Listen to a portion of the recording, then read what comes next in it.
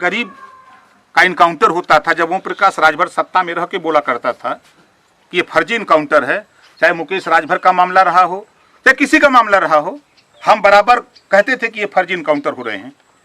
और आज भी विकास दुबे का फर्जी इनकाउंटर है, वो अपराधी था। अगर जिसके खिलाफ 60-60 मुकदमे थे तो आपकी सरकार क्या कर रही थी, बीजेपी सरकार क्या कर रही थी? उसको उसके खिलाफ राष्ट्रीय गैंगस्टर लगा के जेल में डालना चाहिए था, तो आज हमारे 8 सिपाही शहीद नहीं होते, आज उसका काउंटर नहीं होता, आज इतना बड़ा उपद्रव नहीं होता। लेकिन पुलिस ये कानून को, बीजेपी कानून को नहीं मानती। अगर कानून को मानती, अगर वो उज्जैन में गिरफ्तार हुआ तो राजस्थान में उसको पेश करना चाहिए था कोर्ट में।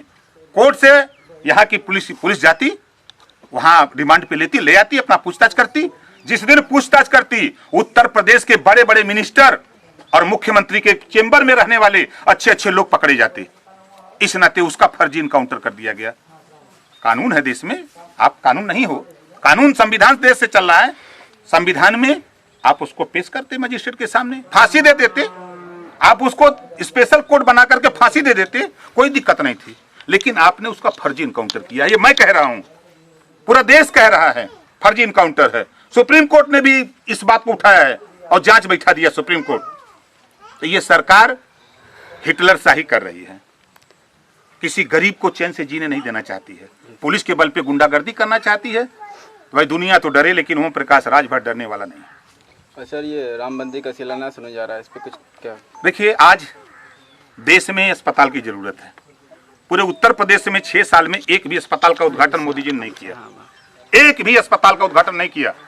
आज कोविड-19 अगर बीमारी है तो उसके लिए वेंटिलेटर की जरूरत है, उसके लिए पीपीई किट की जरूरत है, उसके लिए मास्क की जरूरत है।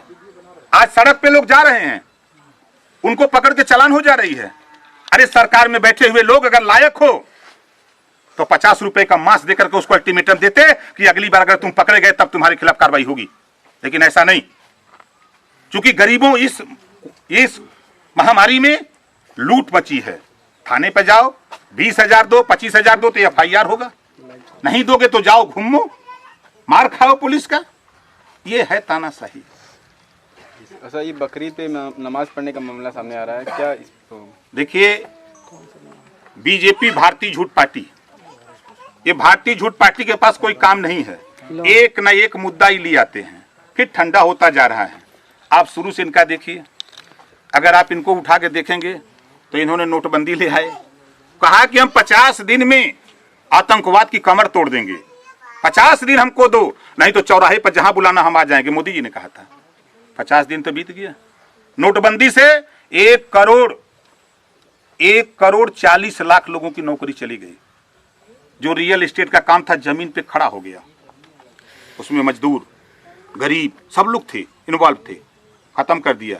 जीएसटी ले आए, उसके बाद नोटबंदी में चिल्ला हुआ, तो नोटबंदी नहीं, नोट बदली का धंधा, बीजेपी ने अपना नोट बदलने का धंधा शुरू किया था।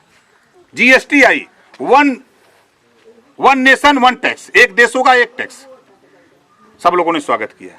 मोदी जी, हम आपके माध्यम से पूछना चाहता हूं बीजेपी से, भारतीय झूठ पार्टी से, कि पेट्रोल और डीजल पे जीएसटी क्यों नहीं? आज 80 रुपया पेट्रोल क्यों बिचवा रहे हो? आज जीएसटी लागू हो जाए तो 35 से 40 रुपया में पेट्रोल और डीजल बिकने लगेगा। ये क्यों नहीं? क्योंकि वो अंबानी अडानी उनके रिश्तेदार हैं, लोग गुजराती लोग हैं, इस नाते वो पेट्रोल और डीजल पे जीएसटी नहीं। One tax, one nation one tax की बात किया तो फिर उस पर टैक्स क्यों नहीं?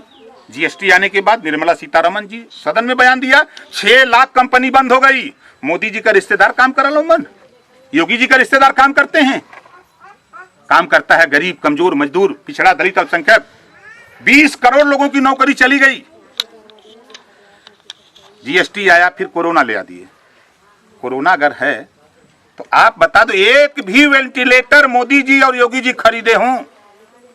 जब संविधान के दायरे में प्रधानमंत्री केयर फंड बना हुआ है तो नया केयर फंड लूट वाला फंड क्यों बना लिए? एक प्रधानमंत्री केयर फंड जो बना, ये लूट कंपनी है। देश लड़ रहा है कोरोना से, टीवी में प्रचार हो रहा है, कोरोना से लड़ो, घर से मत निकलो। आई कहां लड़ रहे हैं?